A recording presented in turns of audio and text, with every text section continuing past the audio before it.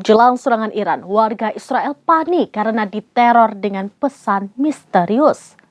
Tepatnya pada Jumat 9 Agustus 2024, pesan teror tersebut dikirimkan ke sejumlah warga Israel. Serangan Iran, warga Israel panik karena diteror dengan pesan misterius. Tepatnya pada Jumat 9 Agustus 2024, pesan teror tersebut dikirimkan ke sejumlah warga Israel.